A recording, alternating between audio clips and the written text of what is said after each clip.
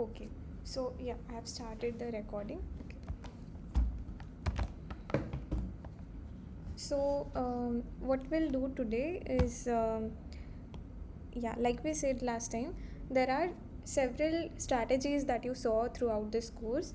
Uh, one of these is greedy strategy, and the other was dynamic programming, and there are several things that we learned. We saw data structures and so on. But then the question that arises is is whether it's always possible to find polynomial time solutions. So initially we discussed, um, when we saw this order notation and so on, asymptotics, which was the weak one. So we saw what do we mean by polynomial time. Polynomial time basically means it's order of n to the c, where c is some constant. And then we also saw something called exponential time, where um, yeah, where you have something like order 2 to the n, or some constant c to the n, something like that. Okay, and we said that this polynomial time is good for us because that means our algorithm is fast, and exponential time is bad for us because that means that our algorithm runs slow, which is not what we want. Okay, so the question is, whether it's always possible to find polynomial time algorithms for any problem. So you saw, for example, you saw shortest path, and what is the running time of this? Is it polynomial time or is it an exponential time algorithm?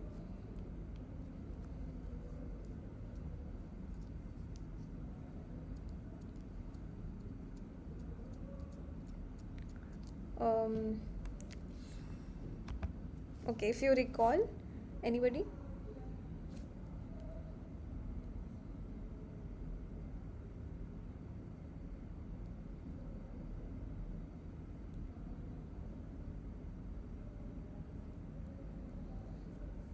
Okay, so this was indeed a polynomial time algorithm. It was roughly bounded by order n cube.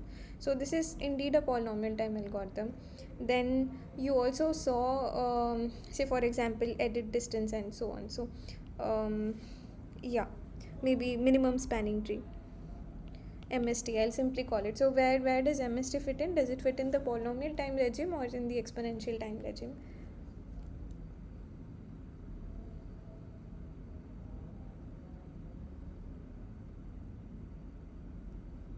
I'm audible, right? Can you at least confirm if I'm audible?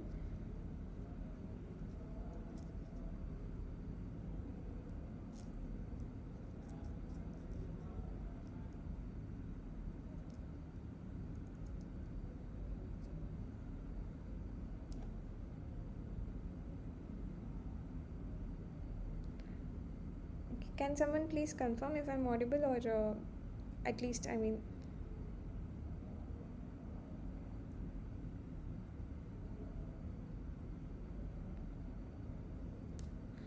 okay. So, okay. So you also saw this MST algorithm, which also has polynomial time algorithm. And the question is it, yeah. So the question is it always possible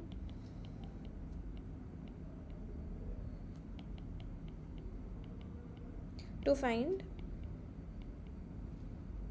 polynomial time algorithms?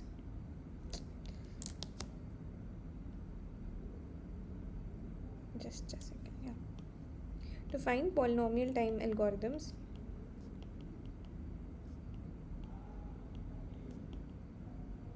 for any problem, for any given problem. So what do you think?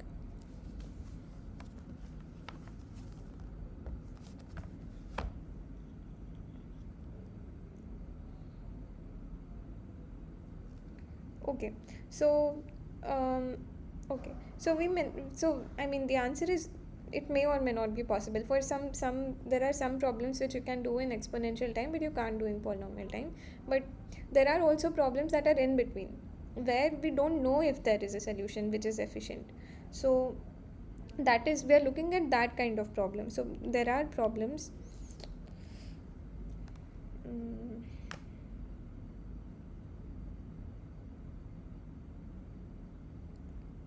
Okay, so then there are problems where you know there is a easy solution. By easy I mean that there is a polytime solution. Okay, and then there are problems where you need exponential time. Okay, we will not worry about that.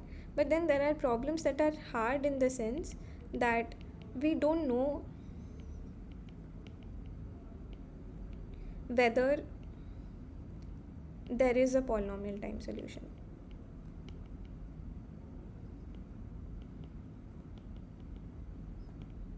So let me just highlight this fact that what we're saying is, we are not saying that there does not exist a polynomial time solution. We are saying we don't know if it exists.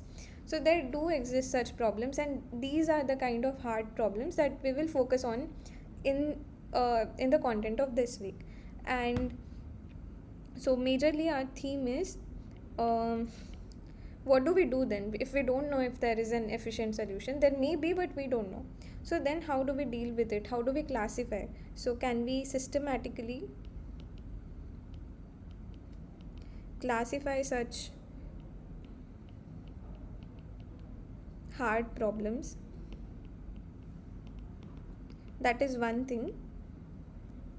And second is, how do we get around it? How do we um,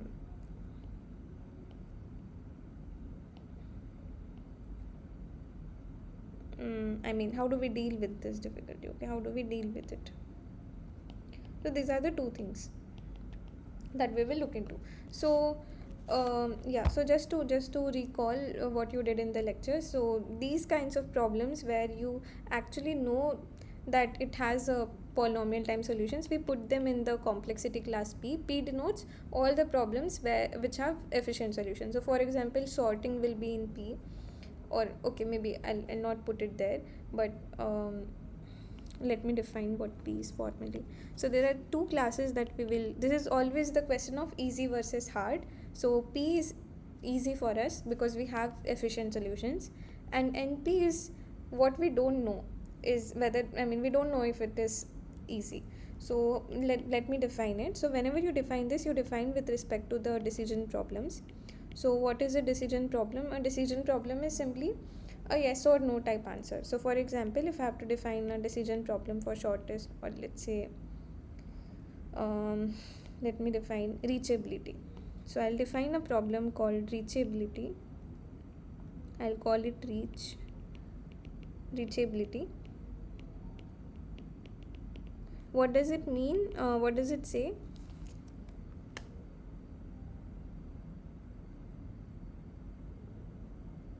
It says that the input to you is a graph G, and you have two vertices S and T. S is the source and T is the target. So this is source and this is target, and the output is yes if there is a path from S to T in G, and no otherwise. Okay, so this is the problem. So when I say a decision problem, what it means is you are given some input and the answer is, the output is always yes or no. It's never non-binary. So for example, if I give you sorting, that is, I give you an array and ask you to output it in sorted form, it's not a decision problem because it's not saying any yes or no type answer. So whenever the answer is yes or no, those are your decision problems. Okay, so yeah, so for example, another example of a decision problem can be factorization. I'll give you a number. So another example would be factorization. Sorry.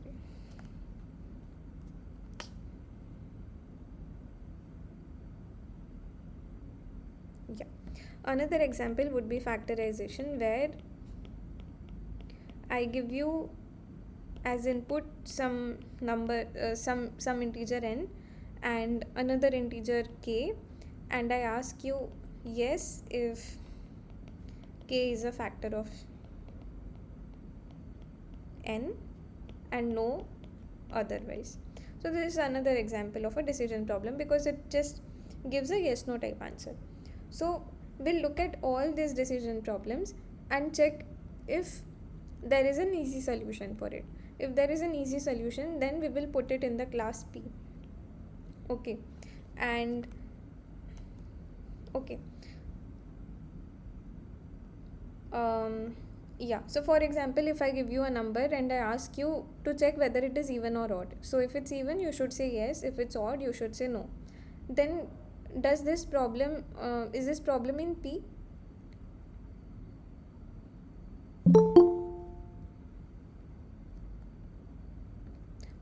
You can even use the chat. I mean, if you want, if you don't feel, if you don't want to unmute, you can even use chat. So I encourage you to speak up. Okay, so let me just define this problem called odd, where, so this is the first example, this is the second example, this is the third example.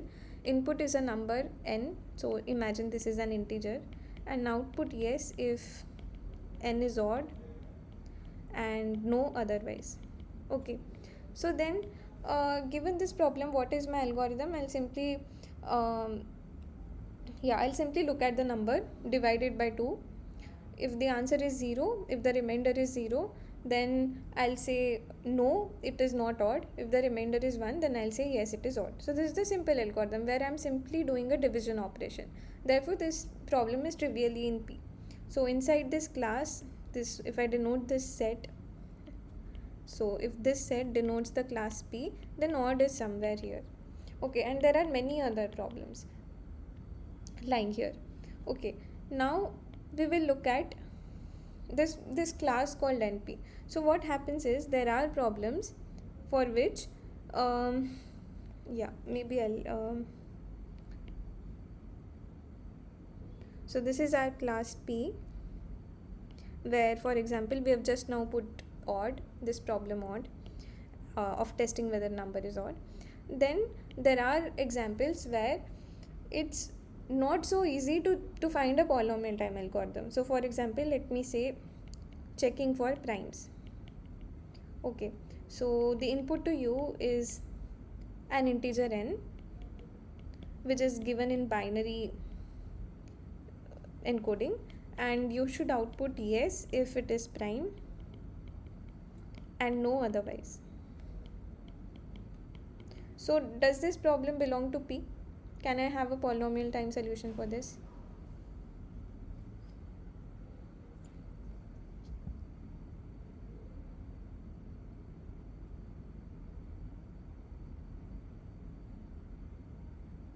Any guess?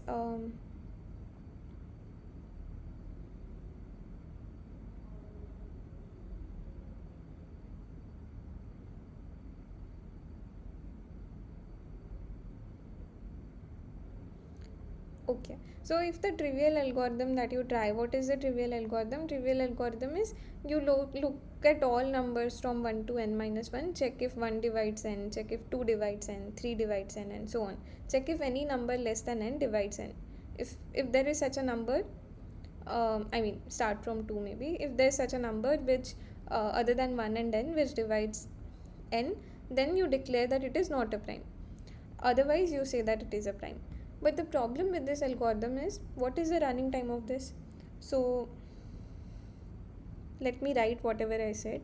So what is the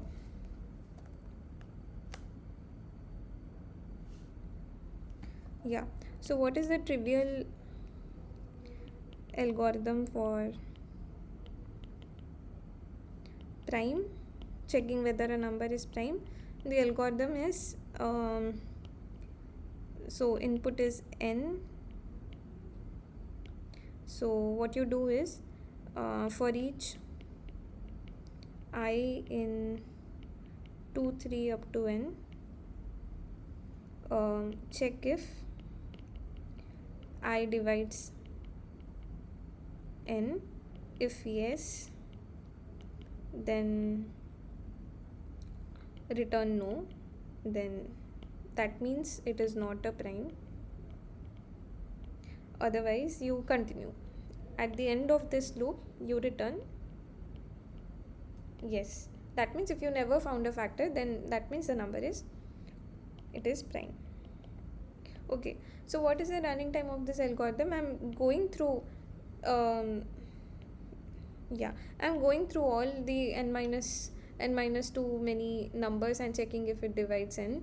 So these are some n order and many operations, and then checking division. Let's say it takes order one time. So altogether, this algorithm runs in order n time. Okay, but the problem is, although it looks like it's polynomial time algorithm, actually it's not. So why is that?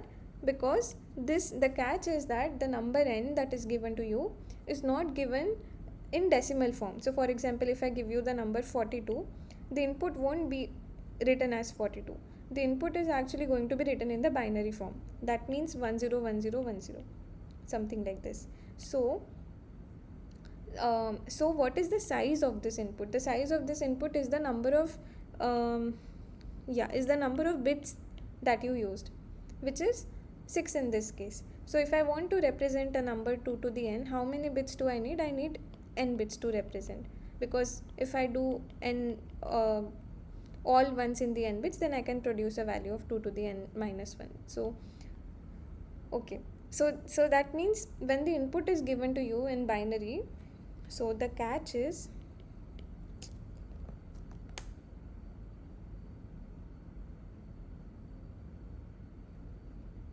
okay, so don't get yeah, I mean, confused because of this order n. So yeah, so what we said is that the input is given to us. So the catch is that the input is given in binary.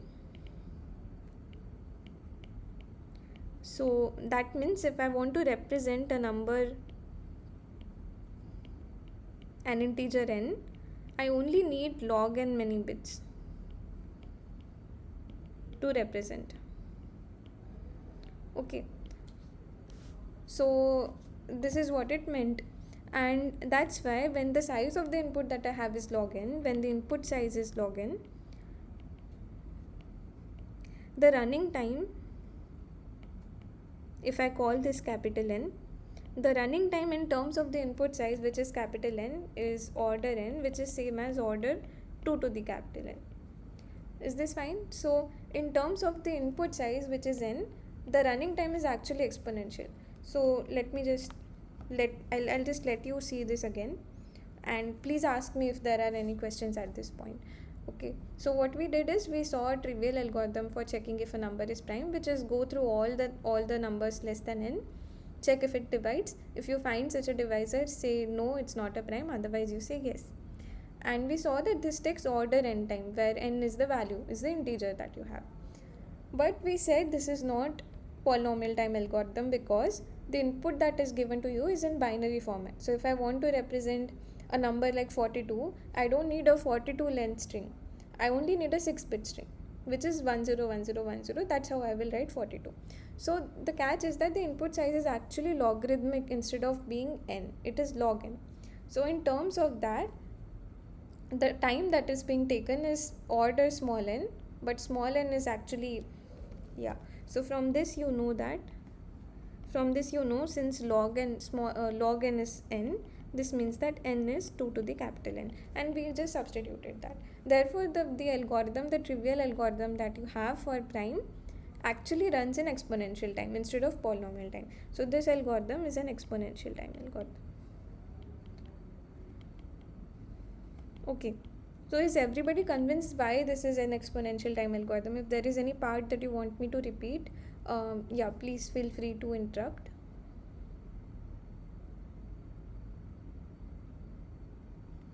Okay, so if this is clear, Hello, yes. ma'am. Like for tomorrow, for the upcoming DA exam, if we study the quizzes, will it be enough? So I can't exactly say it would be enough, but it should it should be like a good enough practice, but it won't cover all the portions. The questions in quizzes are only taking some selected topics. There are some topics that are in the lectures but not there, which may come up in the exam. So Yes, ma'am. But if we is to go through the previous year quizzes and previous year question paper, is it okay? is it okay in the sense? Are you saying? I mean, Are you saying that would be the syllabus, or I mean just contain to it? Ma'am, means for the exam, will it be enough? Yeah, yeah, I can't guarantee that would be enough for the exam. So first of all, I don't even know who is setting the exam, so I don't know what kind of questions there would be. But my suggestion would be, um, go through the quizzes. So those are the important topics, but there can also be questions outside the quiz topic. So Yeah, yeah, yeah. Ma'am, and one more thing is that, like, will they ask programming type questions? Will we should write a program, anything like that? um, I'm not aware of this, but I think it should not be, because the assignments, the coding assignments that you had, you were submitting the code, right? I mean, Yes. huh. So that is something that probably you can't do in a written exam. So Okay, okay. um, Ma'am, and can you tell anything about the question pattern? Like how many questions and negative marking will be there or not anything? yeah, actually I have no clue about the exam. I don't know who sets it and so on. So yeah, I wouldn't be of any use here. So but yeah, you can actually use the portal, right? There are people who manage the course. So if you ask it there, maybe they'll reply to you. So do it Like in the discussion forum, I in the should ask. discussion forum. Yeah, yeah. Do Okay, it. okay, Yeah. okay. Okay. Okay, okay, fine. Thank you. Okay. Sure. So okay. So yeah, I hope everybody is with me when I say that this running time is actually exponential. So yeah. So the question is, we don't know whether, I mean, as of now we didn't do anything better. We just did a trivial algorithm. Maybe there is a clever way of solving it. Okay. So as of now, I'm not putting primes anywhere. So I'll keep modifying this, but as of now I don't know where to put primes. So primes is somewhere outside for me right now. Okay. But what is this class NP?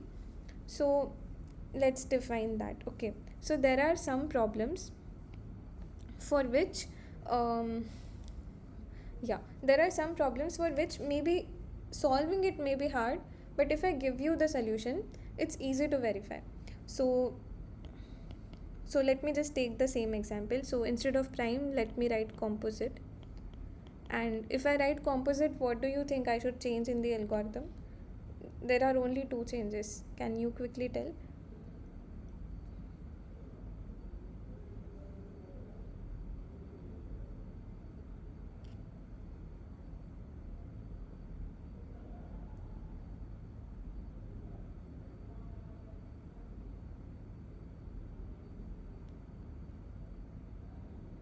Okay, I'll just hint you. So what should I write here? If there is a number that divides n, then what should I write here?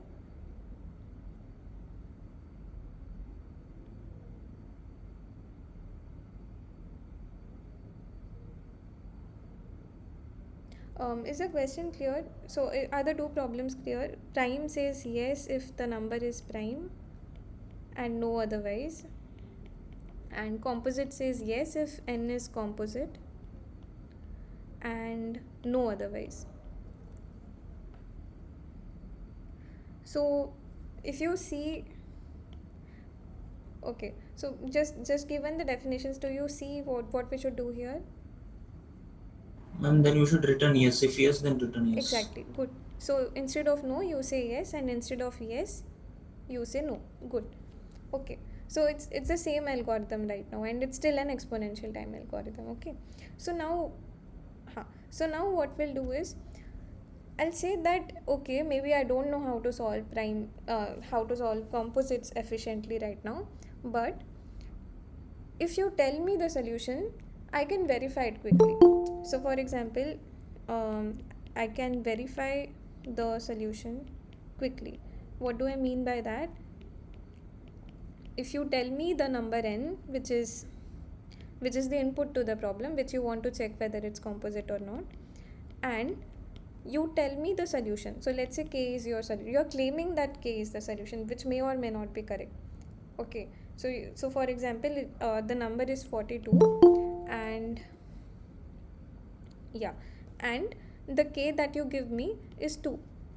You are saying that 2 is the correct solution. Then what I'll do is, if I want to check whether it is true, I'll simply check if 2 divides 42. If 2 does, then I'm convinced that yes, 2 is the correct answer.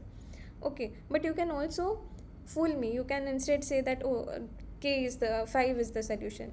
Then what I'll do is, I'll do the same thing. I'll check if 5 divides 42 and 5 does not divide 42. So I'm convinced that your solution is not correct. So I'm basically just verifying whether what you're telling me is correct or not. And this I can do efficiently, right? So why is this efficient? I'm just performing one division operation. So if you give me a solution, I can actually check whether it is correct or not efficiently. So this is what we mean by verifying the solution quickly, and by quickly we mean polynomial time. Okay, so that's why I'll put the composite. Okay, so maybe yeah, so you're convinced, right? So why composite is in NP? Because you can tell me a factor and I'll check whether it is actually a factor or not. Is this okay?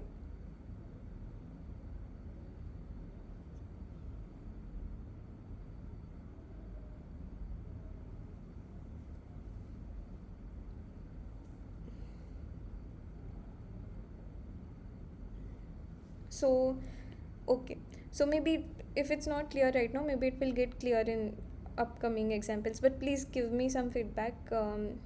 Yeah, otherwise I'll end up spending more time on the same thing. So okay, so so here what you gave me as your solution was a factor k. Okay, and this I call a certificate. Whatever you give me to verify, I call it a certificate. Okay, and what I want is, I want the certificate to be small. So by small I mean it should be polynomial in terms of the input length. So maybe I'll not get into all the details, but just remember that it should not be very large. So for example, if I want to check the same thing for prime and the input to you is n, then your answer cannot be yeah, cannot be all the numbers n1, n2 and so on up to nk. I mean n minus 1. Sorry. Yeah, your answer cannot be 2, 3, 4 and so on up to n minus 1, because if you give me this answer, this is actually very large. You are actually giving me n numbers which I can't store. So maybe I'll right now I'll not get into. So in the portal, where want to approach those details before you asked.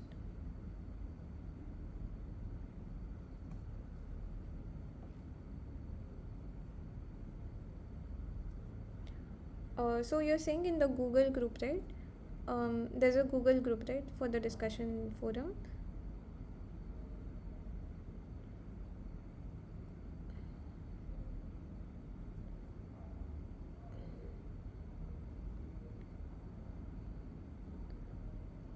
Okay, I'm not sure I understand the comment, but okay, I'll get back to you. Okay, so okay, so at least are you convinced that composites is in NP, because it has a short certificate or a short certificate which you can give me and I can quickly check whether it is correct or not. So if that is clear, maybe try out this example of reachability. So what is reachability? I think we defined this before. So your input to you is a graph G, and I'm giving you two designated vertices where S is the source and T is the target. Okay, and so for example, it could be like 1, 2, 3, 4, 5. Okay, and so for example, the input to you is this graph, and let's say source is 1 and target is 5. The question is whether there is a path from S to T. So in this case, is there a path from vertex 1 to vertex 5?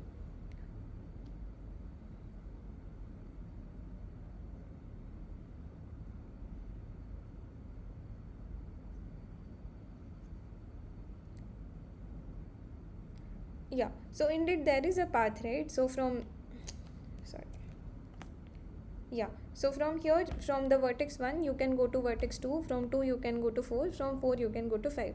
So there is a path that you can traverse from starting at 1, which ends at 5. So it simply says that output yes if there is a path from S to T and no otherwise. Okay. So for example, if I give you vertices, so for example, if I give you source as 3 and target as 4, then what should be the answer?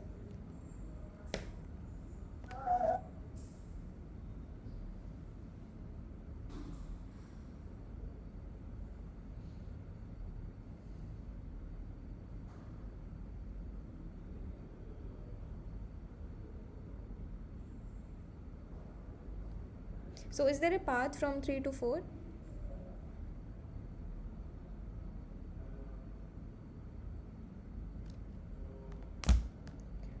Okay. So in No, the ma'am. no, right? Good. So there's no path from 3 to 4, and hence the answer is no. So this is the decision type problem, and the question is whether it is in NP or not. So I'm not asking you whether it is in P. I'm not asking you to give an algorithm that solves it in polynomial time. The question is, can we do this in NP? That means, can you give me a short certificate which I can quickly verify, using which I can quickly verify whether your answer is correct or not? So what could be a certificate? I mean, it's very obvious if you think about it. Um, so what can be the certificate? How will you convince me? So for example, in this case, there is a path from 1 to 5. So how will you convince me that there is a path from 1 to 5?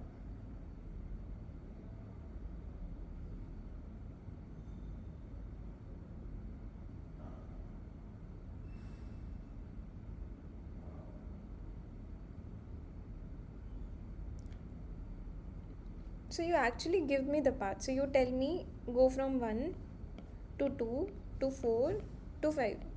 You give me this certificate. So this is the certificate that you give me. Okay. And how will I verify now? I'll simply start at this vertex. You told me to start at 1. Then you told me to take this edge to 2. I'll check if there is exists such an edge. That edge should exist. Then I'll go to 2. From 2, I'll read the next vertex you gave me. So 2, 4 should be an edge. Then 4, 5 should be an edge. So I'm simply checking whether those edges are present. 1, 2, 2, 4, 4, 5. So you give me the certificate. All I'm doing is I'm just checking whether those edges are present. This can be done quickly. This can be done in polynomial time. So I can check for existence of edges 1, 2, 2, 4, 4, 5. All this can be done in polynomial time. So hence I have a polynomial time algorithm that verifies whether the answer is correct or not. So hence I'll put it in the class NP. So reachability is also in NP. Sorry, where is the yeah. So I'll put reachability also here. Okay. Indeed, it so happens that reachability actually falls into P. If you do some clever, you can have algorithms to I mean, something like DFS, BFS or something would also work. So you can actually do this in polynomial time. So it falls in this, but I'm not focusing on P here. I'm focusing on NP. That is, I want you to be able to um, see whether the problem is in NP at all. Okay. So for example, if you try for primes, the same thing does not work. So the solution that worked for composites was that you just give the factor, but the same thing does not work for prime. Do you see why?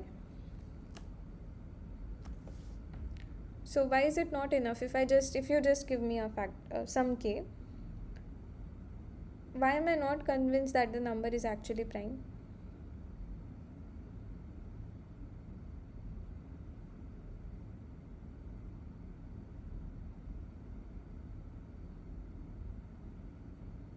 Tell me once again, ma'am. We can't understand. I can't understand. Okay, so for example, if the number you had was 42, in case of composites, the number you had, the input was 42, and the value k that you gave me is 2. Okay, then I'm convinced that um, I'm convinced that I mean it is actually composite, because you can give me such a number which divides 42, and I'll check whether it actually divides, and I'll be convinced that okay, in fact the answer is yes, the number is composite. Okay, but if you want to tell me that the number is prime, how will you convince me that it's prime? Because by definition of prime, any number less than that should not be able to divide it, right? So just giving a number like this is not enough to convince me that it's prime, because the number that I have here could be 16, the number you gave me could be 3, and 3 does not divide 16, does not mean that 16 is a prime. It's just that the number that you gave me is not correct. If you give me 4, then I would have been convinced that it's not a prime.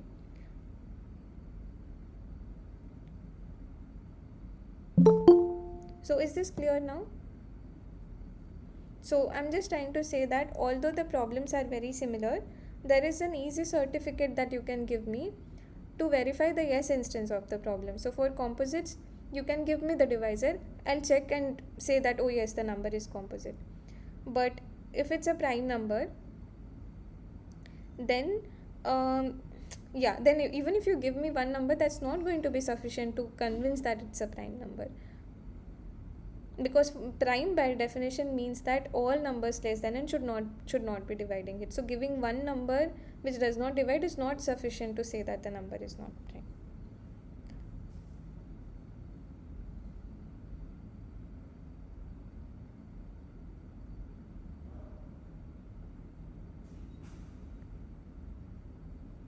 Okay, so if you find this part about prime confusing, then I mean you can forget about it.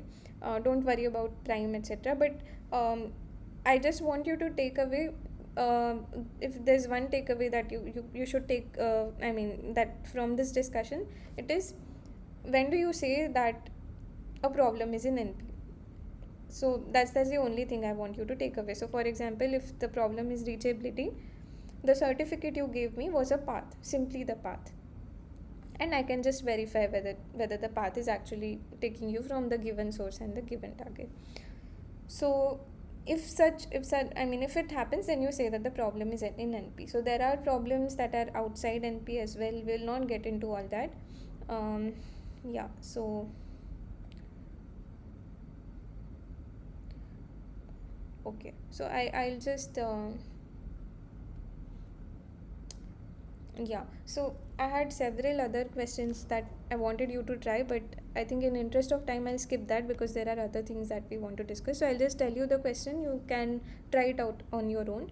So what is this problem called cycle? Cycle says the input to you is a graph, and output is yes if G contains a cycle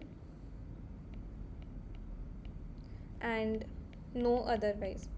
Okay, so this is the problem, and I want you to check whether this is in NP.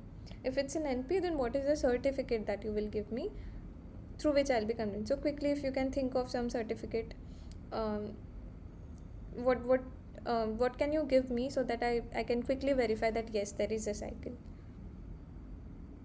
It's similar to what we did for path.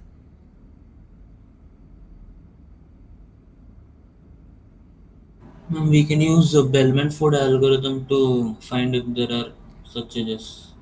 Huh. So, yeah. So finding an algorithm is is an entirely different thing, right? So if I want to show that it's in polynomial time, I'll have to come up with the algorithm. But the essence of this NP type problem is, I don't want you to give me an algorithm. I just want you to be able to check whether my solution is correct. So if you just give me some certificate or some extra information, can I just use that to see if your answer is correct? So uh, I mean, if you do a BFS and so on, you can find it, you can explicitly find a cycle that is there. But right now I don't want to do all that. Let's say I just want to verify. So what can you give me similar to what we did for paths?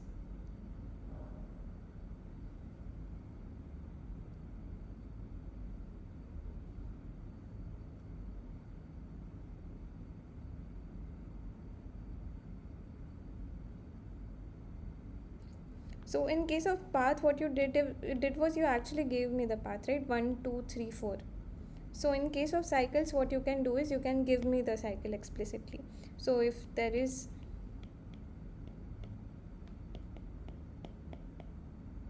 a cycle, then the certificate would be 2, 3, 4, 5, 2. And then similar to the paths, what I'll do is I'll check if 2, 3 is an edge, 3, 4 is an edge, 4, 5 is an edge, 5, 2 is an edge.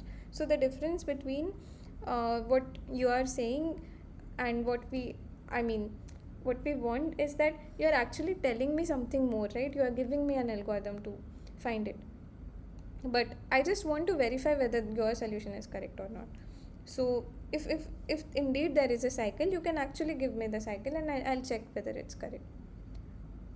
So this is the essence, because there are problems for which we don't know. So in this case, for cycles, we know there is polynomial time solution, that's why you can actually use the algorithm. But there are problems for which we don't know such solutions. So that's why we want to classify whether at least verifying your answer is easy or not. And I mean, that's why we're doing this exercise.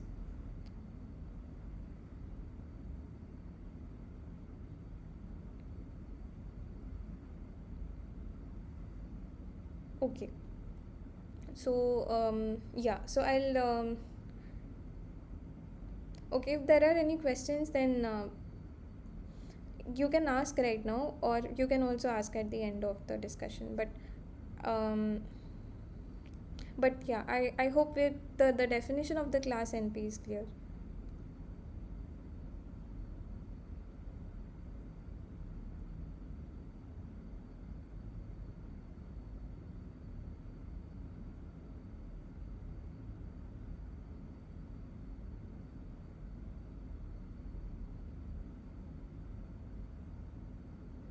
Okay.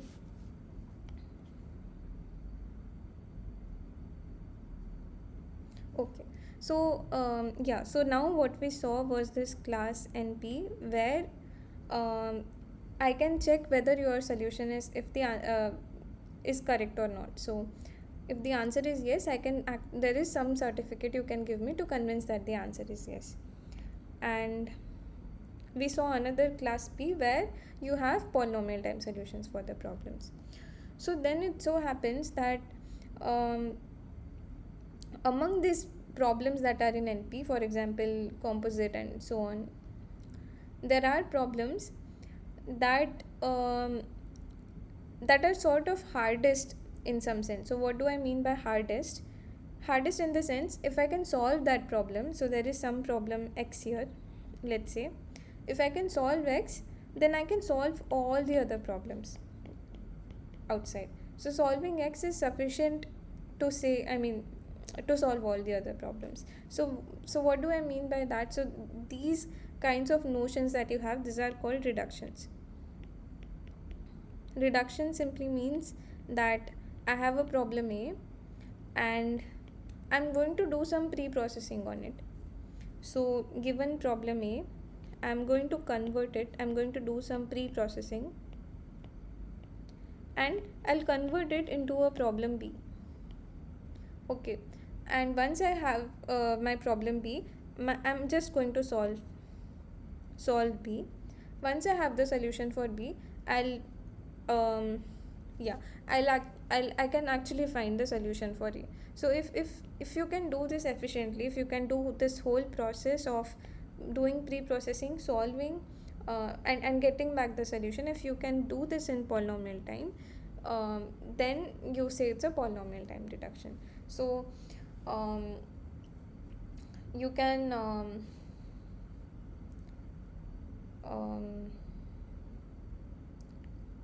okay, just to give you an example,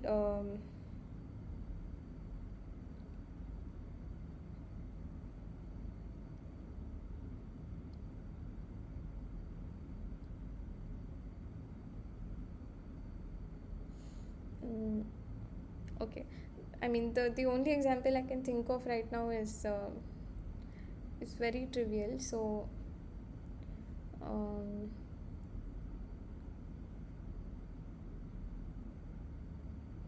okay, if I come up with a nice example, I'll tell you. But okay, maybe I'll, yeah. But I hope it's clear that what do we mean by reduction? You take your problem A, you convert it into a problem, another problem, solve for that other problem, and and somehow if you can get back the solution to the original problem, then you have what is called a reduction.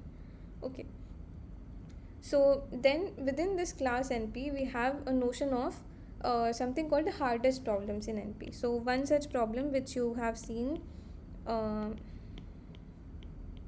is is what is called vertex cover. So what is vertex cover? If you recall, anybody?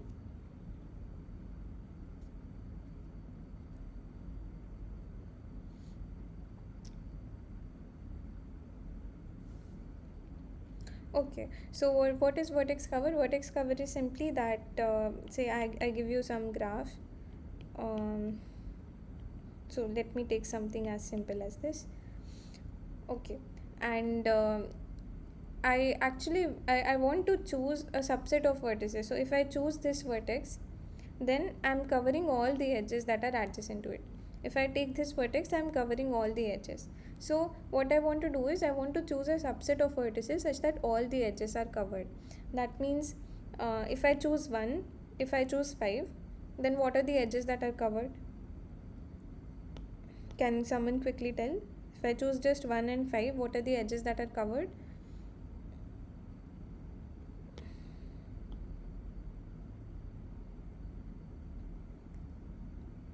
So 1 is adjacent to this edge, and this edge. 5 is incident on this edge. So only 3 edges are covered, but there is some edge here that is not covered. So this is not a vertex cover. When I say vertex cover, you choose a subset of vertices that will cover all the edges. So trivial answer would be that you choose all the vertices, then all the edges will be covered. Okay, but yeah, so this is always a trivial answer. You take all the vertices and it will cover all the edges. That's but what I want is I want to find as small a subset as possible. So in this case, can you come up with three? Can you choose 3 vertices such that all the edges are covered?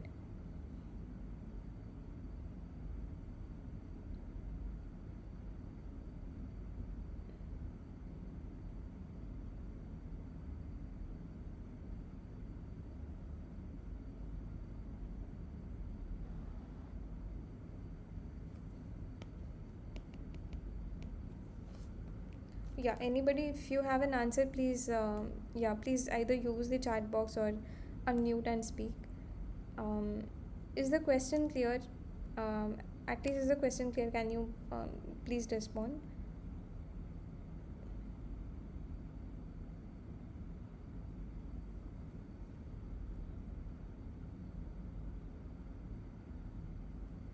Okay, so the input to us is a graph G with n vertices, and I'm given a subset of vertices and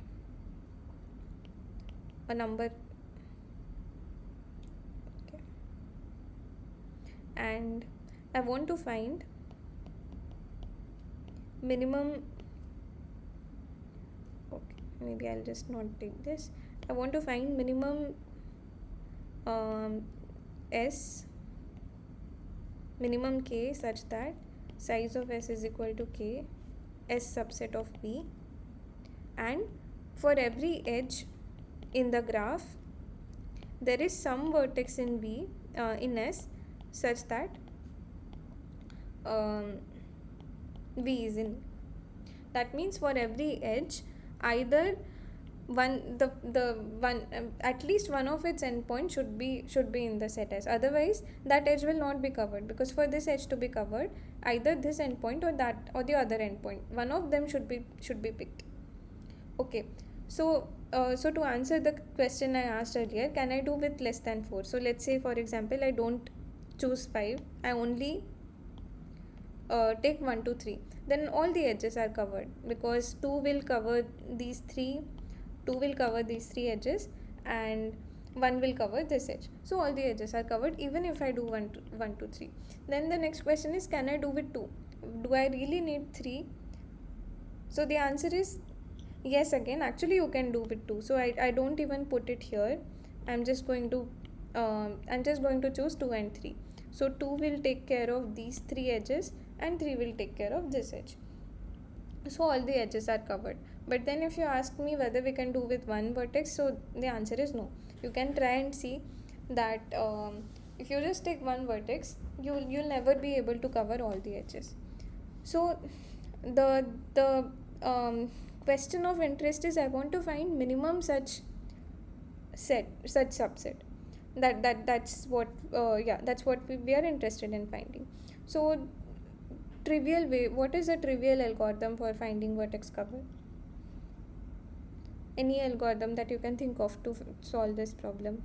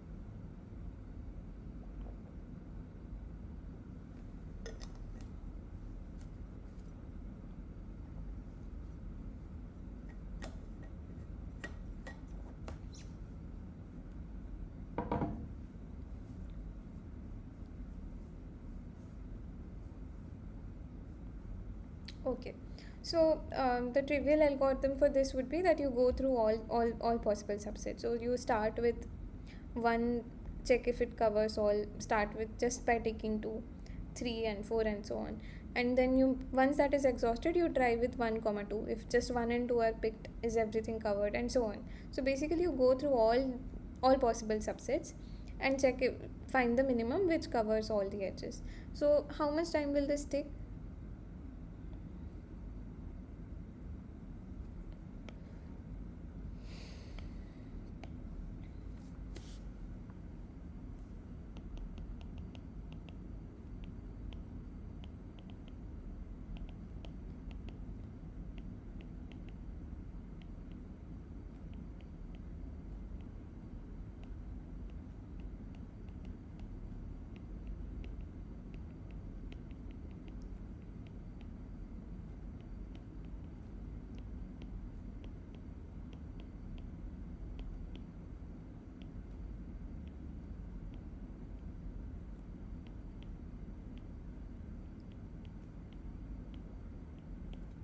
Okay, so this is the trivial algorithm that we said. And how much time will this take? Well, let's see how much time each of the step takes. So in the first one, we are saying it's a for loop where we are going through all possible uh, subsets of vertices. So if size of V is n, then what is the total number of subsets you can have? You can have exponential many subsets. So this is 2 to the n many subsets. And if I want to check whether it forms a vertex cover, I can do this in polynomial time. This is where you are using the property of NP. So this is where you are actually using the property of NP, because remember what we said about NP. We said if I give you a solution, you can verify whether it is correct or not, whether it is uh, whether it is a yes solution for your yes instance. So that means if I give you the vertex cover explicitly, that take this subset of vertices, I can actually check if all the edges are covered in polynomial time. hence I can verify the answer correctly. So this is just to complement the remark that we had earlier, right? So we looked at cycles and so on, where it's already easy to solve the problem, but here is where we actually start appreciating the concept of NP, because we don't know whether we can find a polynomial time solution, but we do know that at least if you give me a solution, I can verify. So this is where you are using the property. And this is just, if you do it carefully, you'll actually, within the first two steps, I mean within this itself, you can modify it so that you find the smallest such as and output it. So overall, although these steps only take polynomial time, but you're actually running the for loop for 2 to the n time. So overall this algorithm is really bad. So this takes like order 2 to the n time, which is exponential, which is bad. Okay, so yeah, so then what you actually end up showing is that vertex cover is in fact one of the hardest problems in NP. That means if you look at this as your NP, this as your P, then every problem that is there in NP, so for all problems, by problems I mean decision problems, for all decision problems X, or let me say A, which are in the class NP, you can give a reduction, you can actually give a reduction from A to vertex cover in polynomial time. Okay, so what do I mean by that? If you give me any problem here, I can take that problem A, I'll convert it, I'll do some pre-processing, I'll convert it into a graph and some parameters, such that my job is now only to find vertex cover for this minimum vertex cover for this graph. And if I have a solution for that, I'll be able to get a solution for the original problem A. So this is called the notion of reduction. And since all the problems reduce to vertex cover, that means if I can solve vertex cover in polynomial time, I can solve problem A also in polynomial time. So this vertex cover is like one of the hardest problems sitting there. There you might have seen 3 sat in the class. This is the first problem for which you establish hardness. Okay, so you say that vertex cover is NP hard. Why do we say that? Because what does it mean? It means it is one of the hardest problems in NP, meaning if you can solve it, you in polynomial time, you can solve all the other problems in polynomial time. So that is the notion of NP hardness. And what is NP completeness? NP completeness means that the problem is in NP, and second thing is it is NP hard. So if it is both, it is if it is in NP, which is here, as well as it is hard as in there are other problems also that can be hard for NP outside, but it's an intersection. So you can imagine this is some NP hard set, which I'll just draw in red lines. So let's say this is some hard set, these are NP hard problems. Then this area that you get here, this is the intersection of these hard problems and the problems in NP. So this is the shaded area, and this is what we call the NP complete problems, and this is precisely what we wrote here. Sorry. Yeah, this is precisely what we wrote here. These are the problems that are in NP as well as in NP hard. So this is basically NP intersection NP hard. So this is your set of NP complete problems, and you now know 2 problems that are NP complete. Complete. One is the 3 sat problem, the other is 3 satisfiability, which I think is done in the lectures, and the other is vertex cover. So now let's say I want to show that I think you must have also done independent set problem. This is also something I think you did in the class. So okay, so maybe I'll just quickly recall the definition of independent set. Then I want you to see how to come up with reductions. So I'll just do one such example. So what is independent set? Or I'll just call it IS. So what is this problem? The input to U is again a graph G and some integer K, and output Yes, if there is an independent set of size k in G and no otherwise. And what do I mean by independent set? So it's basically the set of vertices. So what is an independent set? It's a subset of vertices such that for any two vertices in S, UV cannot be an edge. So what does that mean? So let me just take the previous example. Let me just take the simple example. So is 2 3 is 2 comma 3 an independent set? No, because if I take 2 and 3, there is actually an edge connecting 2 and 3. But for example, 1 and 5 is an independent set because there is no edge that connects 1 with 5. Okay, so trivial answer to independent set would be that you don't take anything. It's an empty set. Okay, or you just take one vertex. It will always form an independent set because there are no two vertices that form an edge.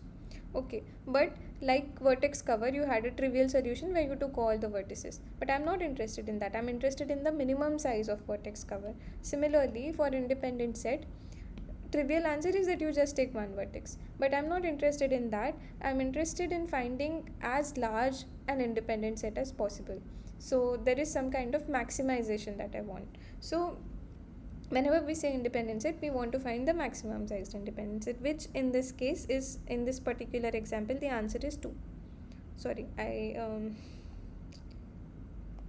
this particular example, the answer is 2. You can't get an independent set of size more than 2 in this particular example, and this is also something that you did in the lecture. So you also saw that in fact you can actually show that the vertex cover problem reduces to independent set problem in polynomial time, and hence you know that independent set is NP hard. In fact, you can also show that it's in NP. It's also easy, hence it's NP complete.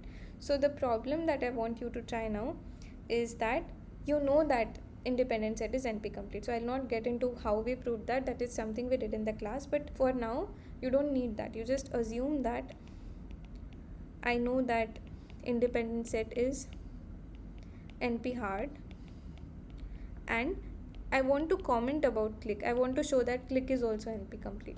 So what is click? Click is that input to U is a graph G and a number K, and output yes if there is a click of size K in G and no otherwise. And how do I check? So I'll just give you an example of a click. So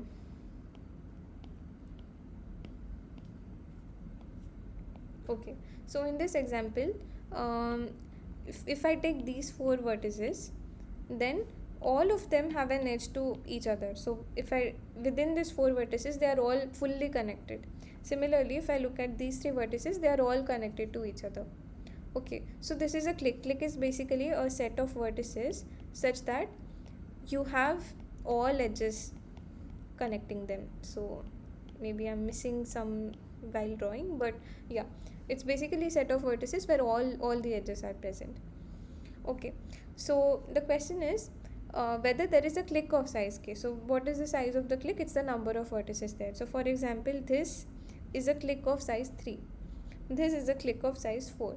Okay, so am I interested in the maximum size click, or am I interested in the minimum size click? What is non-trivial? Or do I want to maximize or do I want to minimize?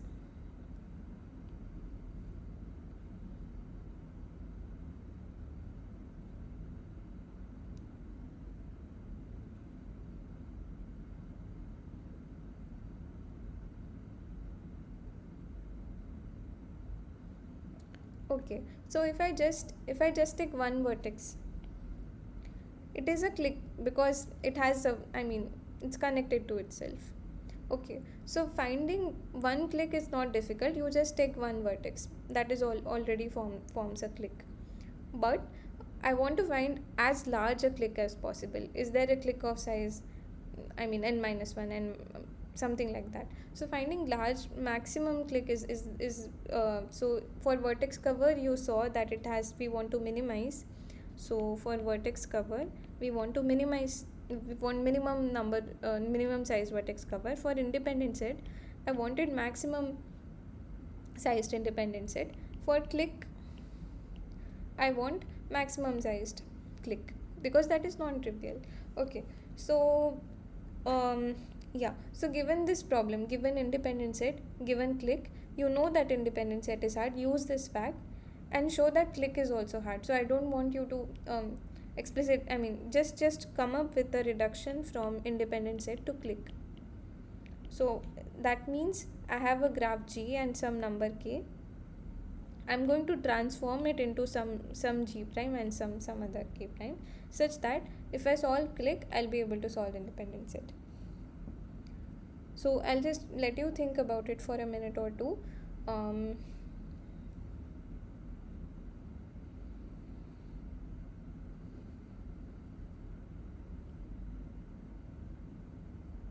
okay.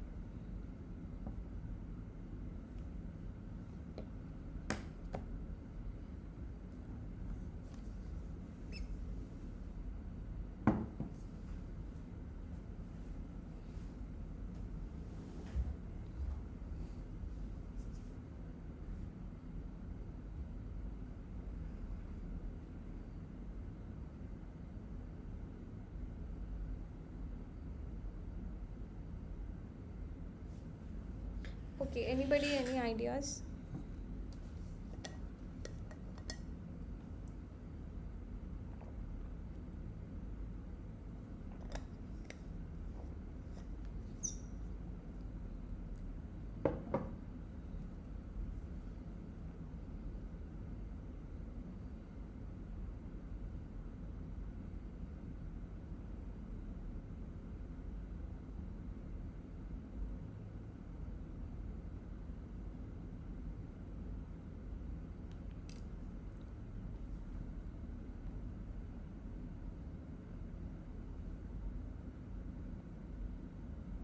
Okay, so maybe yeah, maybe let me show you one such reduction and let me know if there are any questions.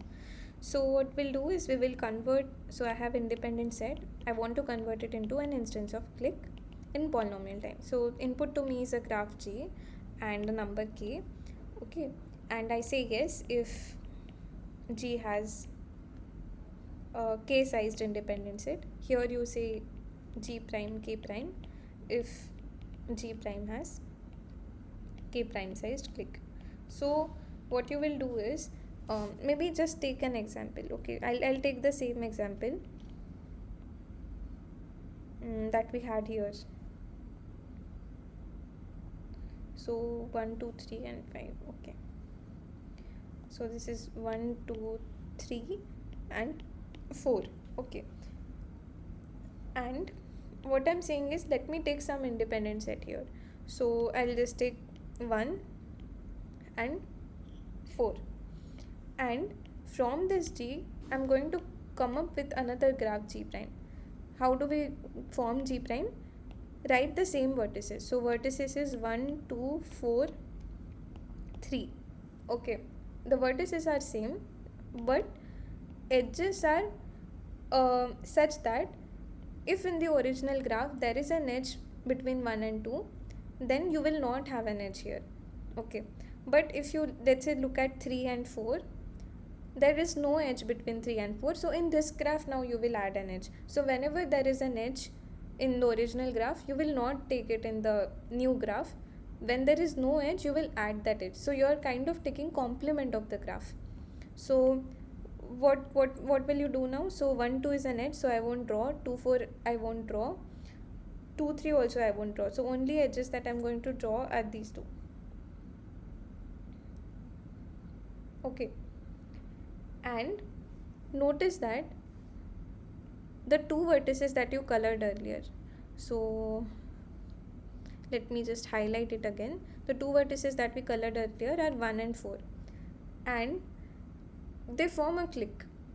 Why do they form a click? Because between any two vertices in in that set you have an edge. So recall that um, here between 1 and 4 there is no edge, because that's what the definition of independent set is. But here between 1 and 4 there is an edge, because that is the definition of click. So this was a smaller example, that's why maybe you won't maybe generalize, but let me take a bigger example.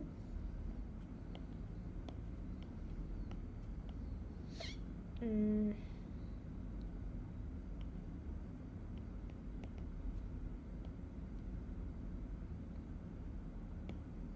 Okay, so let me take this example. Here one independent set that you can come up with is 1, 2 and 3, because there is no edge between 1 and 2, there's no edge between 1 and 3, there's no edge between 2 and 3. So you look at all these vertices, they do not 1, 2, 3, there does not exist uv in the set S such that uv is an edge.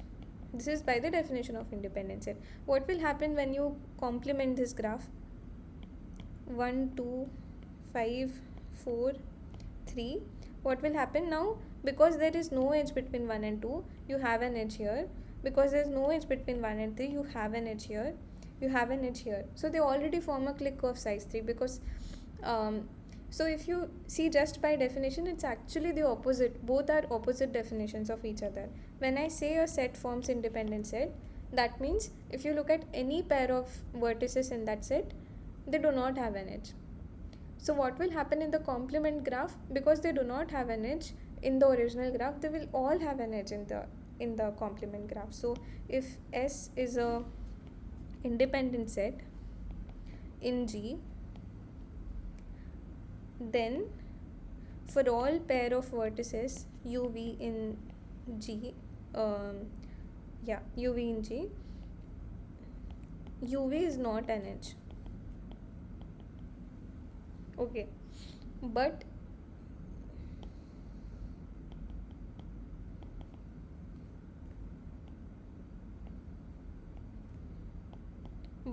that means for every pair of vertices uv in S, edge in G, uv is an edge in G bar. Because so what we did here, this is simply the definition of independent set, because when S is an independent set, it must satisfy that for any two vertices in that set there should not be an edge between them. And when I write this, we are simply using the property of complementation. That means if there is no edge in G, then if uv is not an edge in G, then uv is an edge in G bar, because that is how we define complement. If there is no edge, add that edge. If there is an edge, remove it. And what does this mean? That means you have some set of vertices in S where every pair of them have an edge. That means it's a clique. This is by definition a clique. That means S is a clique. And what is the size? If S is of size k, there is a k-sized independent set, and therefore you have a k-sized clique in G bar. So what is the pre-processing that we did? We simply converted G into its complement graph. So from G, we told how to get G bar, which is simply by complementation. And what is K prime? K prime is simply K. Okay. So so in this case, it's also obvious how you can use the solution for clique to get a solution for independent set. So for example, if you solve clique and you say that 1, 4 is the clique here, then the same set of vertices actually form independent set there. So in case of the reduction from vertex cover to independent set, you have to do some n minus k. If you have k parameter here, you have to give n minus k parameter there. If you remember, the graph is same, but it's just that the integers change from k to n minus k. But here what happened is k remained the same, but we changed the graph. So, and also note that all this pre-processing can be done in polynomial time, because I'll just look at the adjacency matrix, and instead of 1 I'll write a 0, instead of 0 I'll write a 1. So all this can be done in polynomial time. So therefore this p, therefore this p. And you can also show that in fact clique is in NP. So what will be the certificate? The certificate is just give the subset of vertices. I'll check if they have edges between all of them. So this is for the hardness. this is how you conclude that click is NP hard, and you can independently try to see that it's also in NP, and therefore you conclude that it's NP complete. So you show that click is in NP, and therefore now you proved it's NP hard. If you can also show it's NP, therefore it becomes NP complete.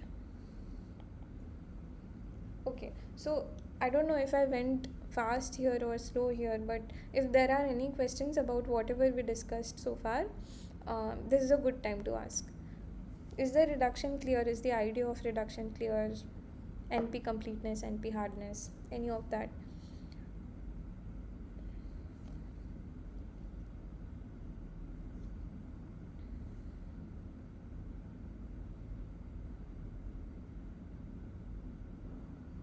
Ma'am, you can tell again NP hardness and NP. And NP, NP hardness and NP. Yes, sir. Okay, so yeah, so what do I mean by NP? First of all, by NP I mean that um, if you want to convince me that the answer is yes, so this is a decision problem, first of all, right? So that means the answer is either yes or no.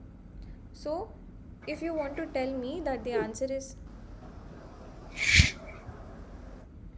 you want to tell me that the answer is yes, there is some small certificate you can give me which I can verify, using which I can verify that it's correct or not. So for example, for the case of composite numbers, I want to check whether the number is composite.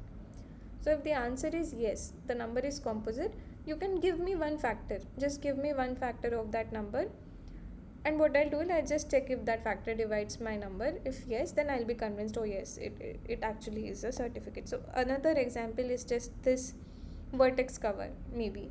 Or let me just take click because that's something we freshly did. If I want to show that click is an NP, so your input is a graph G and integer k, you want to check whether it has a click of size k. What does click mean? That between all those subset of vertices, k many vertices, every two vertices will have edge. Okay, so if you want to convince me, maybe I can't finding that may be hard because I'll have to go through all the graph and entire graph and see if you have such a structure there. Finding that may be very hard because you have to go through exponentially many possibilities. But if the answer is yes, that is indeed there is a click in the graph, then what you can do is you can give me as a certificate, you give me those set of vertices, maybe 3 4 5 6 7, these are the vertices in your graph. Just tell me the names of those vertices. If you give me this certificate, I can actually check if the answer is correct. So how will I check that?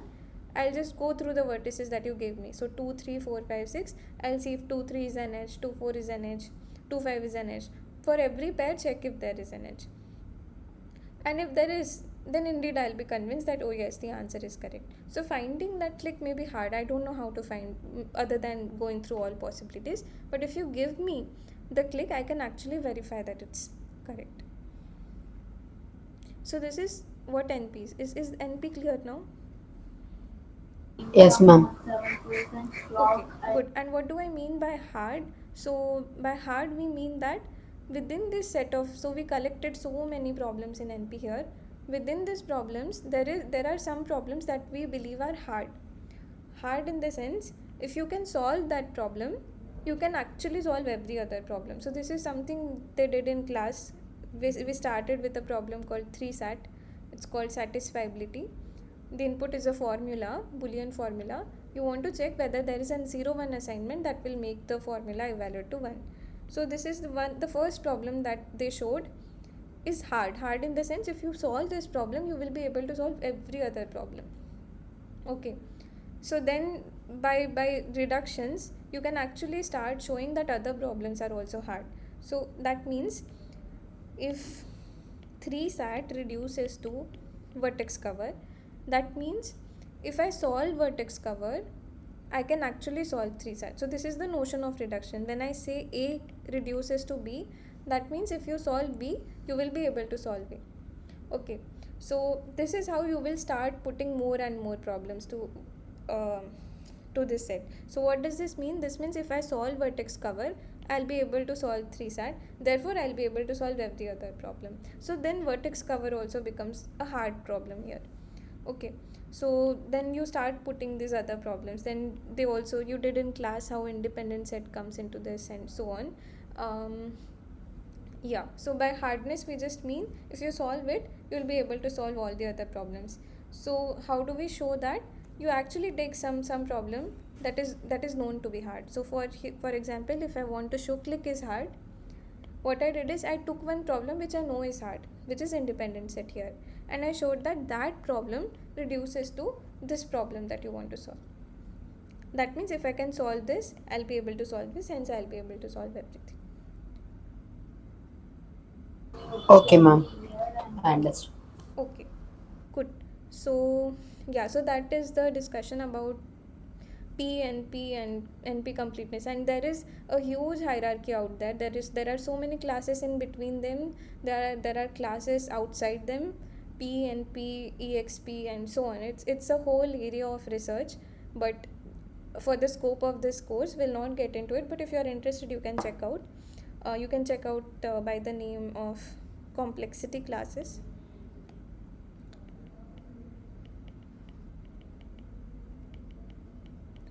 Okay, if you are interested you can see there are many classes out there. Okay, but yeah, so now we'll move on to the next topic, which is called linear programming. So linear programming, and yeah, I think by name itself you can guess what it is. You might have also seen it previously, but what we want to see in this is a perspective of how we can use linear program to solve these problems. For example, vertex cover, independent set, all these problems that you saw just now. Okay, so just to recall what is a linear programming, it's an optimization problem. So when I say an optimization problem, it means either there is something that you want to minimize, there's some quantity that you either want to minimize or maximize. You might have seen these kinds of examples in school where you have some budget and there are different costs for different items. Yeah, some cost for chocolate and books and pens and so on. What you want to do is you want to take as many objects as possible, but you still want to respect your constraint, your budget. So within that budget, what is the maximum number of items you can buy and so on. Or you can even have constraints like I want at least 2 books, at least 1 chocolate and so on. So you might have seen these kinds of examples. It's the same LP, but only that we are now looking at objects that are different, graph and so on. Okay, so I'll just write what does an LP look like. Typically you have an objective function and the objective, so let's say x1 x2, these are the variables, and there is some objective function. That means you want to maximize or minimize some constraint, and the constraint is always going to be linear. That means it will be some x1 plus x2 plus x4 or something, but it cannot be x1 square, x1 x2, because it's not linear. The degree of each term here should be 1, and then you have some constraints. What do I mean by constraints?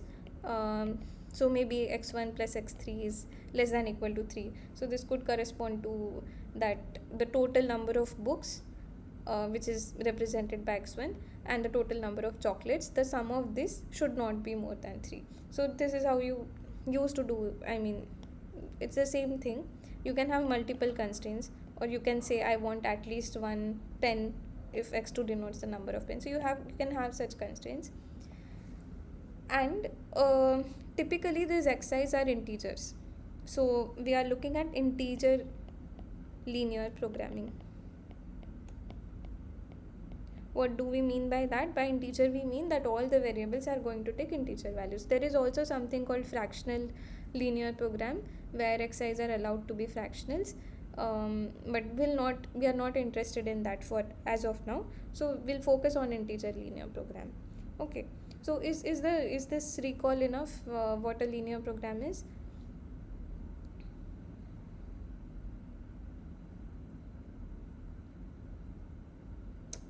Okay, so if that is clear, then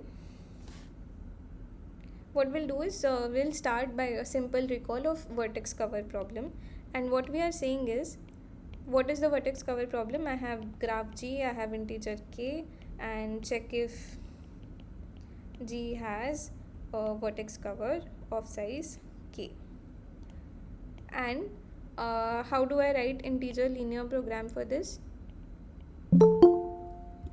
um, what are the variables? So variables would be, so these are, so let's say v1, sorry, yeah, just let I'll just let the pencil charge for a moment. If you have seen in the class already, or if you have any ideas, or even if you have not seen, can you identify what should be the variables? So let's say G has n vertices, v1 v2 up to vn, and it has m many edges, e1, I'll call those edges e1, e2, and so on up to em. Then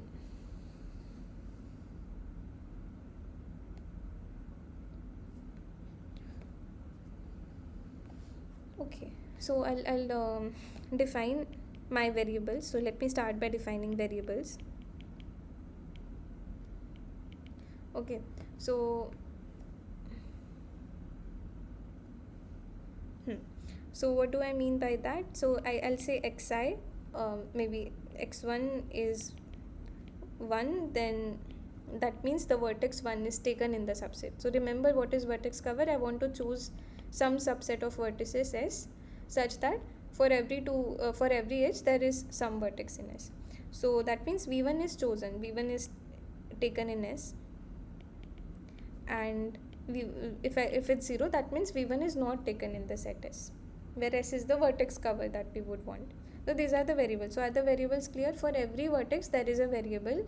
For v1 vertex there is variable x1, which is 1 if it is in the vertex cover, otherwise it's 0. So you can similarly define x2, x3, and so on up to xn. So there are n variables, x1, x2 up to xn, one variable per vertex. Okay, so what do I want to maximize? Now the objective is to minimize, right? So in the vertex cover, the objective is, I want to minimize the size of the vertex cover. So what is the size of the vertex cover here in terms of x1, x2, x3, x4? I mean up to xn.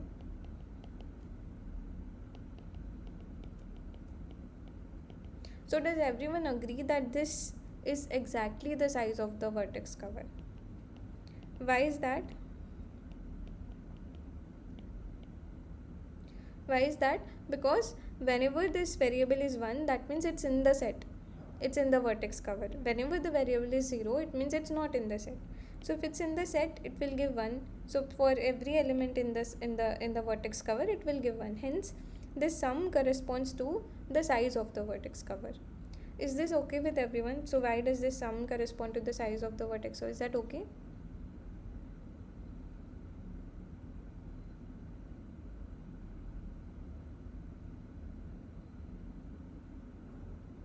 Okay, if not, then let me know. I'll move on with the constraints.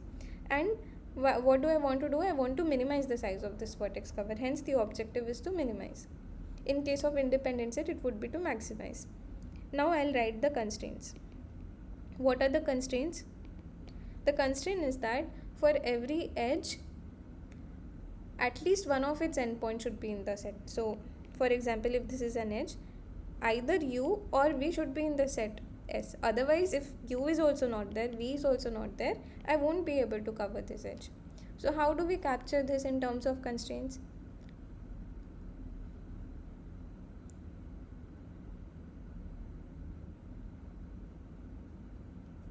So maybe just take this example. Okay, uv is an edge. I want to make sure that either u or v must be in the set S.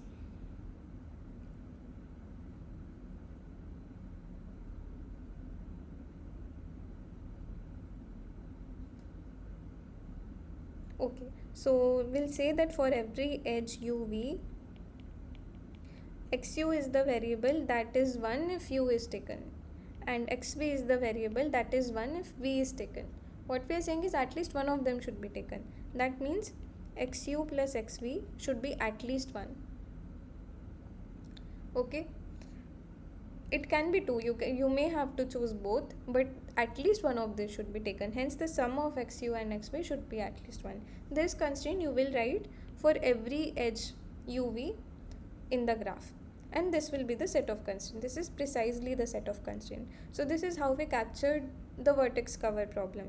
We are saying I want to minimize the size of vertex cover, which is basically sum of these variables, and the constraints are that for every edge at least one of its endpoints should be in the set. So that's why the sum of x and xu and xv, which are the two variables, the variables participating in that edge, the sum should be at least 1. So why are we doing this is because if I can actually you'll see so many problems where you can translate the problem in terms of a linear program, as we will see now. We will see some other examples also. So it's like a one shot solution to all these problems. So recall that we said this problem is hard, meaning we don't have a polynomial time solution as of now. Maybe someday someone can find a polynomial time solution. As of now we don't have. So there are so many such hard problems, and if I could just solve this integer linear program, let's say my task is now just to solve integer linear program. If I can solve it in polynomial time, integral with integral solutions, then I have actually solved vertex cover, because the answer for this is actually the solution for my vertex cover problem. We are simply casting it as a linear programming instance. Okay, so this is why it's a tool, it's a one shot tool, not just vertex cover, independent set, click, and so on. And a lot of problems can actually be translated in terms of linear program, and if you can solve linear program, then well, you have solution to all these problems. So yeah, so that's why we are that's why it's a very useful tool. But right now we will not get into how do we solve this, but rather we'll see how do you convert a given problem into an instance of linear program. So we did vertex cover just now, so maybe you can try independent set problem. So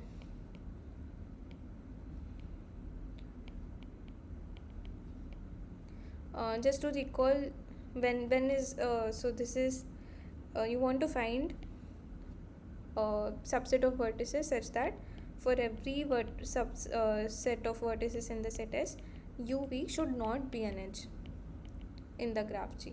If you look at any two vertices in that set, there should not be an edge between any two of them. This is the independent set problem. So can you convert it in terms of linear program? What are the variables first of all?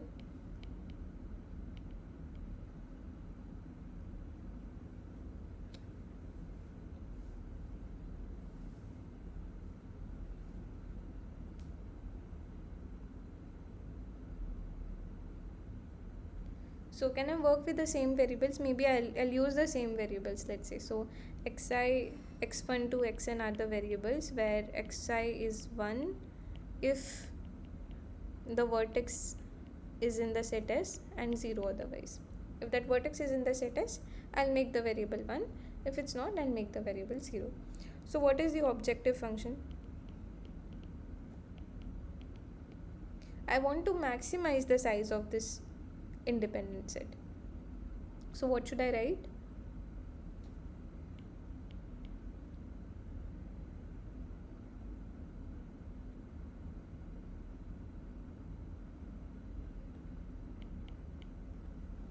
Anybody? I know, this is something we did just now, but yeah, please speak up.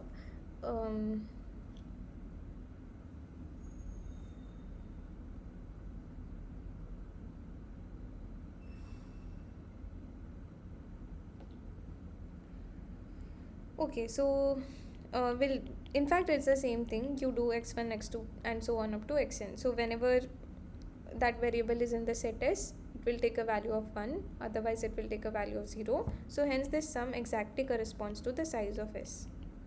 which is the independent set, and I want to maximize that. Remember, in the case of vertex cover, we want to find minimum vertex cover, therefore we had a minimization in the objective function. Here we want to maximize, therefore you have a max. Okay, and what are the constraints? So we just now said that the constraint is that for every two vertices in the set S, they should not form an edge in the original graph. So how do I capture that in terms of these variables? Yeah, you can attempt. I mean, it's okay if the answer is incorrect or partly correct or even correct. I mean, it doesn't matter, but yeah, please at least try it for yourself.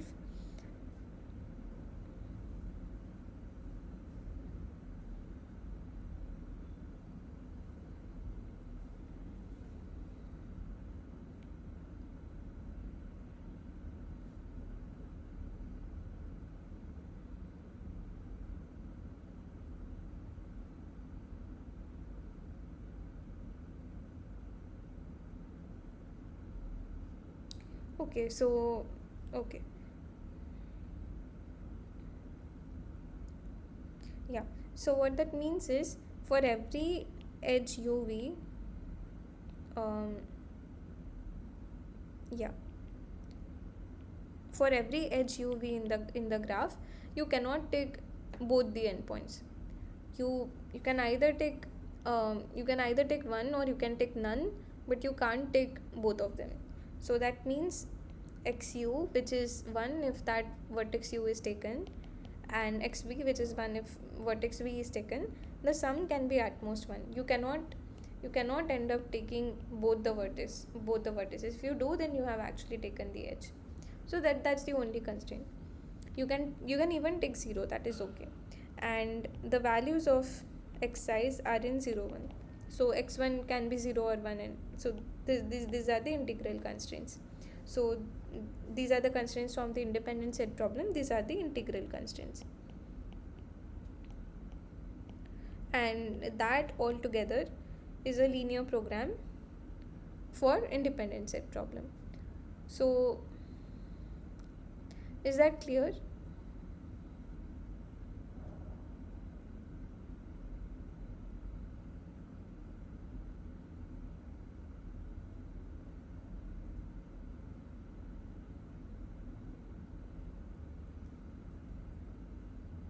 If there are any questions, then do let me know.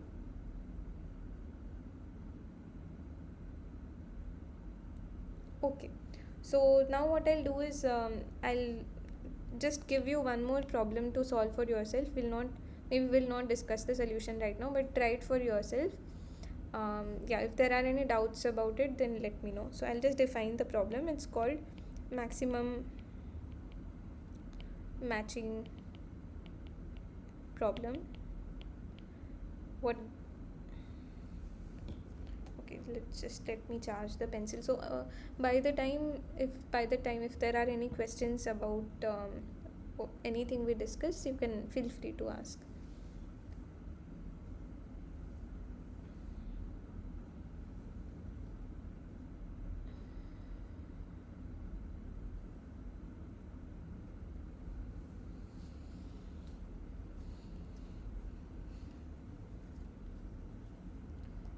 Okay, so okay, so let me just define what is the maximum matching problem. So okay, so the input to you is a graph G. So and okay, so maybe I'll just show you an example first. So you have 1 2 3 4 5, let's say. Okay, so what I want to do is, I want to choose subset of edges. So what are the edges here? These are the 5 edges. I want to choose some edges out of these such that no two of them are adjacent. So for example, if I choose this one, I cannot choose this one because they are adjacent, meaning they intersect at some vertex. But I can choose this as well as this. This is completely okay, because between this edge and this edge, there's no common vertex. I mean, there's no common vertex that they intersect in. So this is okay. Even 1 4 and 2 3 is okay. Okay, so this is a matching. So matching is basically a subset of edges, some m which is subset of edges, such that for every two e edges e and f in the matching, e intersection f is equal to empty. That means for any two edges that you look at in the set m, they shouldn't intersect at a common vertex. So um, yeah, so that is what we mean by matching. So a trivial matching would be that you just take one edge and it will not intersect with anything else because there's no other edge at all. So finding some matching is easy, you just take one edge. But I'm interested in finding maximum matching. In this case, this and this, if you take, it forms a matching, and this I claim is the maximum matching. You cannot find a matching of size 3 in this graph. If you take any three edges, you will end up finding some intersection.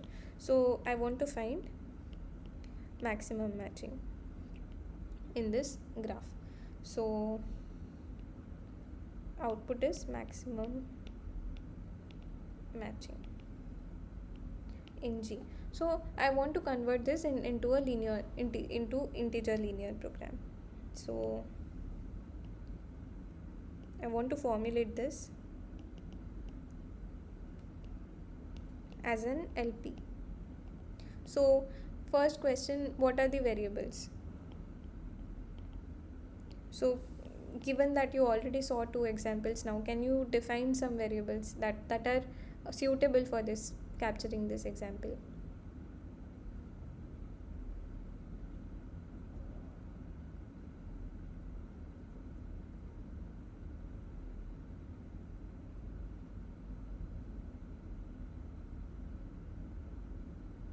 Okay, so maybe I'll just give you a hint. So um, I want to maximize the size of matching M. What is M? M is a subset of edges. Okay, so what I'll do is, initially we did variables with respect to vertices. Now we will define variables with respect to edges. So I have my variable xi, which is 1 if the edge ei, so I can call this e1, e2, e3, e4 and so on. So there is a labeling of the edges if the edge ei is taken in the matching and 0 otherwise. Okay, so if that edge is in the matching, the variable will take a value of 1. If that edge is not there in the matching, the variable will take a value of 0. So then what is the objective? The objective function is that I want to maximize the total number of edges I can take, right? So hence it's a maximization function. And if I do x1 plus x2 plus x3 plus so on up to xn, then the sum is exactly equal to the size of the matching. This is something that we said earlier two times. Because it takes a value of 1 when the edge is in the matching, otherwise it takes a value of 0. So if you sum those up, that is exactly equal to the size of matching. And what are the constraints?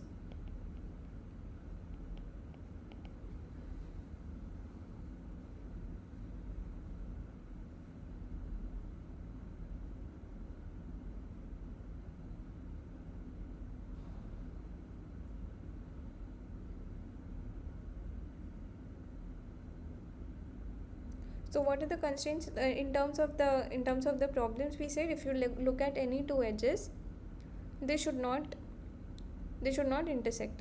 That means you should not take any two adjacent.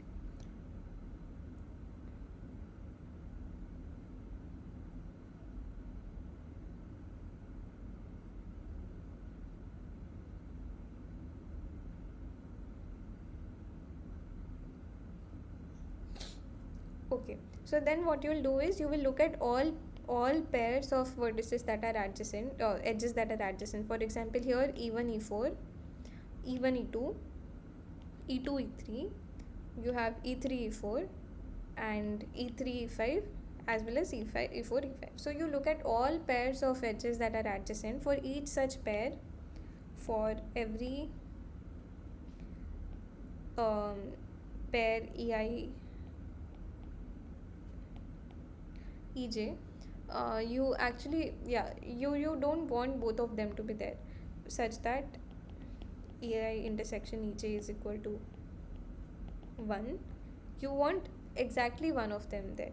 So either um, yeah, either you are taking ei or you are taking ej, or maybe you are not taking both. I mean, you're not taking either, but you can't take both. The moment you take two adjacent edges, you are violating the definition of matching. If I take even e4 which are adjacent, it's not a matching because you're taking two adjacent vertices. So the sum of these should be at most 1. That's, I mean, as simple as that. So you don't want to take two adjacent vertices both at a time. Either take one or take none of. So this is, again, you have integral constraints, which is that x1 is, each xi takes a value of either 0 or 1. These are the integral constraints. And this captures the problem of maximum matching exactly. So you can try out other examples also in the course. You might have come across other problems also. You can try to convert them into a linear program. And like we said, the advantage is that if I can solve lp efficiently, if I can solve the linear program, then I have solution to all these problems. So this is in fact a tool that is used many times. If you want to solve a problem, you actually convert it into this, use the solution for lp and lift it to get your solution. So it's a very important tool. um, yeah. So I think the other topic, so what we did today is the whole theory of what is NP, what is NP completeness, P, and so on. But yeah, and then we looked at this LP and how you can formulate all these problems in as a linear program instance. You can also solve. There are simplex methods and so on that you have seen in the class. You can also solve them using those standard algorithms, but solving them is not the major focus of the course. The major focus is that you should be able to convert a problem into this. We also saw the notion of reductions today. The other topic that was there is the is something called network flows. And yeah, one algorithm for that is this Ford Fulkerson algorithm. But I think we've already yeah, we're already on time, so I think I won't be able to discuss this today. But yeah, there's anyway a session on you. So I think the exam is on Tuesday, and yeah, we have one more session before that, which is on Monday. So we'll try to do like a recap or summary of the whole course. So the important topics that you've seen, we'll try to do like a revision of that. If there's time, maybe we can solve one of these network flow examples. But yeah, I think that's all for today. If there are any questions about anything that we discussed today, um, feel free to ask. I'll stay back. Sa- Next Saturday is the exam is no, ma'am. Saturday, the upcoming Saturday. Upcoming no. After upcoming Saturday. 22. Oh, oh, okay. Then we have some time. Okay, good. Okay, thanks for the clarification. But the session is still on Monday. Um, it's on 17th. Okay, so you'll get the invite and link for joining the meet. So next we'll meet on Monday. But yeah, if there are any questions about whatever we discussed today, then yeah, stay back. I mean, I'll stay back. Sorry.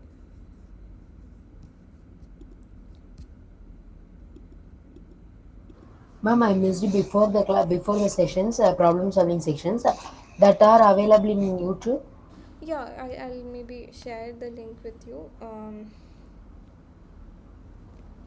Okay, so um,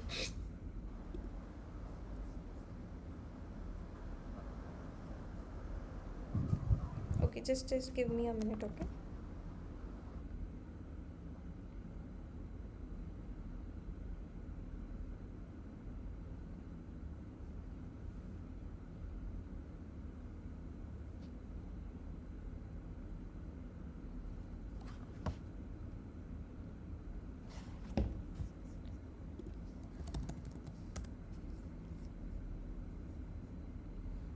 Mm.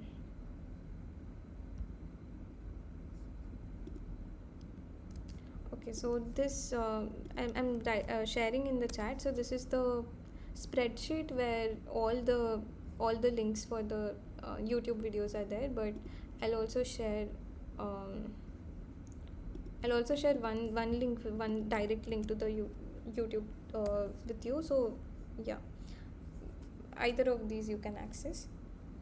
Um, Ma'am, like for the paper, the final exam that we are going to have, it is just going to have the MCQ and fill up something like that, or it is also going to have the coding problem. Yeah, so actually, I'm not sure what the exam will look like, but I think it's very unlikely that you'll be asked to write programs, or I mean coding type programs. Um, yeah, I think it will mostly be about solving problems. I don't know if all of them will be MCQ, or there can be some descriptive, that I'm not sure. But yeah, like I said, you can use the discussion forum, and there are people who manage all I mean these exams and everything, so they'll be able to answer it better. So you can use the Google groups, and yeah, do it as soon as possible so that you are aware of I mean what it will look like.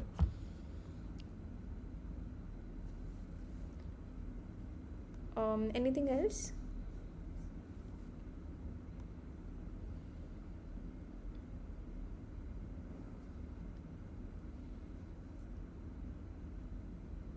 Okay, so thank you all for attending. I'll stop the recording, but I'll wait for a couple of minutes if